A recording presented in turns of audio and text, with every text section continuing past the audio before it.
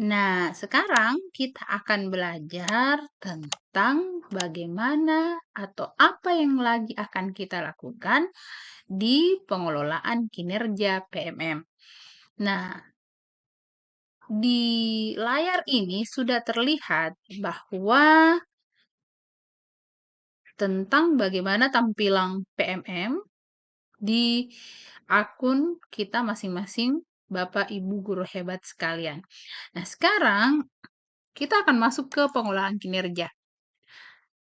Nah, untuk di pengelolaan kinerja ini, setelah kita melewati masa persiapan kemarin atau masa perencanaan, sekarang kita akan masuk pada masa pelaksanaan observasi.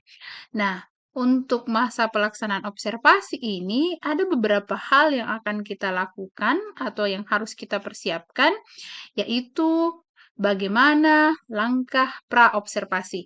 Nah, untuk itu, yang pertama dulu kita masuk dulu ke cek langkah observasi. Nah, di cek langkah observasi di sini, ada beberapa hal yang akan kita lakukan berkenaan dengan itu. Yang pertama adalah tentang pelaksanaan observasi. Tapi sebelumnya dulu kita cek dulu rubrik observasi. Nah, di rubrik observasi kelas ini, di sini setiap orang berbeda.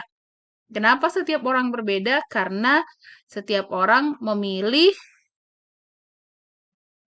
dimensi yang berbeda pada tahap ini. Jadi seperti itu. Ya, mungkin ada yang memilih disiplin positif, mungkin ada yang memilih eh, yang lainnya. Tetapi di sini makanya setiap orang fokus perilaku yang akan diobservasi itu berbeda. Tergantung apa yang mereka pilih. Tapi boleh jadi juga ada yang kemudian sama dengan punya saya sekarang. Nah, punya saya sekarang di sini fokus yang akan diobservasi itu ada 3 hal. Semua orang pasti muncul ketiga-tiganya. Mulai dari yang pertama itu adalah guru memberikan penjelasan yang mudah sesuai pemahaman awal peserta didik. Yang kedua, guru memberikan contoh yang kontekstual dan relevan dengan keseharian peserta didik. Dan yang ketiga adalah guru menyampaikan penjelasan secara terstruktur dan logis.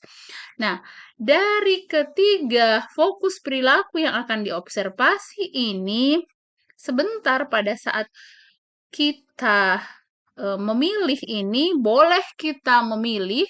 Di sini kan kita diminta memilih maksimal 3, berarti karena kita diminta memilih maksimal 3, berarti boleh salah satunya, boleh 2 di antara ketiganya, atau boleh ketiganya sekaligus. Jadi seperti itu. Nah, kebetulan di sini yang akan saya pilih itu adalah guru menyampaikan penjelasan secara logis, terstruktur, dan logis. Nah, di sini saya harus fokus bahwa ada 3 hal di sini yang penting yang harus saya munculkan pada saat saya diobservasi, yaitu yang pertama adalah guru menjelaskan konsep secara runtut dari tujuan, konsep inti dan kesimpulan. Yang kedua, guru menjelaskan materi baru yang dihubungkan dengan materi sebelumnya. Dan yang ketiga, guru memberi penjelasan dan bimbingan langkah demi langkah disertai dengan demonstrasi. Jadi seperti itu Bapak Ibu sekalian. Nah, setelah itu, maka yang akan saya lakukan kemudian adalah saya masuk ke sini. Nah, di sini ada beberapa langkah-langkah persiapan observasi, ya kan? Tentunya kita dalam mengisi formulir ini kita melakukan diskusi dengan atasan ataupun dengan tim observer yang sudah dibentuk oleh pimpinan di sekolah. Jadi seperti itu. Kemudian selanjutnya di sini di diskusi persiapan ini Bapak Ibu sekalian, di sini apa perilaku spesifik yang ingin Anda pelajari dan tampilkan pada observasi kelas? Nah, tadi kan ada 3. Yang pertama, guru memberikan penjelasan yang mudah sesuai pemahaman awal peserta didik. Yang kedua, guru memberikan contoh kontekstual dan relevan dengan keseharian peserta didik. Dan yang ketiga adalah guru menyampaikan penjelasan secara terstruktur dan logis. Nah, kebetulan tadi saya memilih yang ketiga, jadi seperti itu. Maka yang saya centang itu adalah ini. Nah, kemudian selanjutnya adalah apa saja upaya yang Anda lakukan untuk mempelajari target perilaku. Nah, di sini upaya saya yang saya tuliskan di sini adalah yang pertama mengikuti pelatihan mandiri di PMM, yang kedua melakukan asesmen awal untuk mengetahui kebutuhan dan kemampuan peserta didik. Nah, kemudian selanjutnya di jadwal observasi, karena observasi ini akan berlangsung di bulan Maret. Nah, di sini akan diisi tanggal berapa kita akan dinilai. Jadi seperti itu. Nah, di sini tanggal berapa kita akan dinilai, berarti kita akan memilih di sini di bulan Maret, dan kebetulan di sini target saya adalah di tanggal 5 Maret 2024. Kebetulan di jenjangnya itu adalah jenjang SMA, dan kemudian di kelas 10, dan mata pelajarannya itu adalah mata pelajaran matematika, karena kebetulan saya mengajar matematika di kelas 10. Jadi seperti itu. Kemudian di sini diminta catatan lain. Catatan lain di sini adalah berkenaan, ini opsional, artinya apa? Ini pilihan, kita bisa mengisi, bisa juga tidak. Berikutnya kita juga diminta untuk mengunggah dokumen. Mengunggah dokumen di sini juga opsional ya. Jadi pengunggahan dokumen juga di sini opsional. Sekali lagi opsional. Dan di sini juga kita memilih dokumennya itu dalam bentuk RPPK, modul ajarkah, atau perangkat asesmen. Kemudian kita unggah masuk. Lalu kemudian boleh ketika kita sudah yakin dengan apa yang kita lakukan, maka kita boleh langsung mengklik kumpulkan. Tapi kalau memang belum yakin, belum sepenuhnya yakin dengan apa yang sudah kita isikan di sini pada formulir persiapan observasi ini, maka boleh untuk sementara kita simpan draft saja dulu. Jadi seperti itu.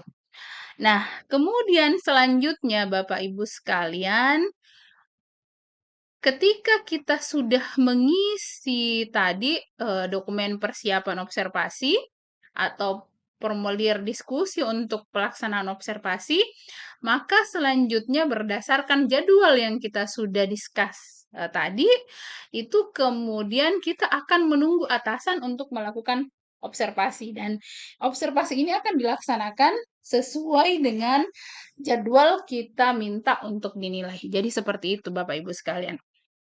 Nah, ini untuk pelaksanaan observasi di kelas. Jadi seperti itu. Kemudian berikutnya, di sini juga kita sudah bisa, ketika misalnya kita sudah memiliki dokumen untuk pengembangan kompetensi, ya, maka juga bisa kita masukkan. Kebetulan di sini saya memilih RHK, rencana hasil kerja saya itu adalah 48 poin, dan kemudian ini jika memang sudah memenuhi untuk pengisian RKHK ini, maka langsung kita kumpulkan. Jadi seperti itu. Ini untuk pengembangan kompetensi. Oke. Mohon maaf ya sedikit error tadi. Nah, selanjutnya untuk tugas tambahan. Untuk tugas tambahan, nah ini juga kita juga akan mengumpulkan itu ketika untuk mengumpulkan dokumen ini sudah memenuhi syarat, maka silahkan kita kumpulkan. Jadi seperti itu Bapak Ibu sekalian.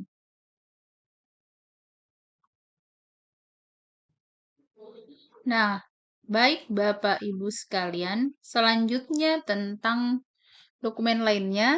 Nah, dokumen lainnya ini diantaranya adalah dokumen KOSP, dokumen kehadiran kelas, dan perilaku kerja.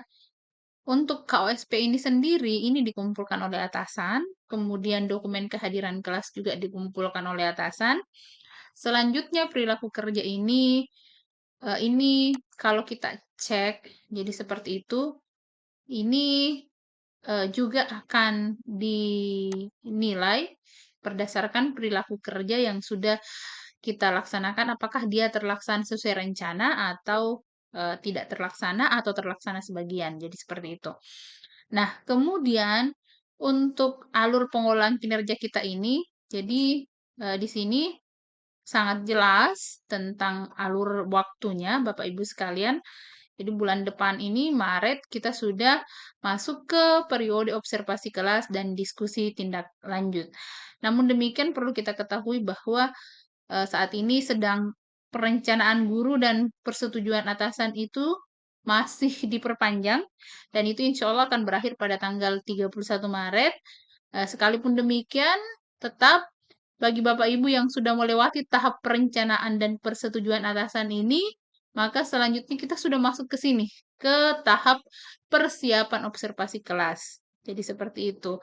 Dan saya pikir untuk persiapan observasi kelas ini, sebagai saran secara pribadi dari saya, bahwa kita tidak perlu terlalu berambisi untuk sesempurna mungkin, tetapi bagaimana kita berupaya untuk bisa memenuhi tahap persiapan observasi kelas ini hingga periode observasi nanti dengan baik nantinya. Intinya di sini adalah kita jangan memberatkan diri sendiri, pilih hal-hal yang mudah untuk kita lakukan sehingga kemudian kita tidak terbebani dengan adanya penilaian kinerja di PMM ini.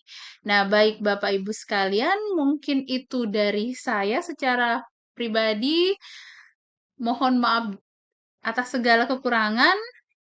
Semoga menginspirasi dan semoga Bapak Ibu sekalian mendapatkan value lain setelah menonton video ini. Sekian dan terima kasih.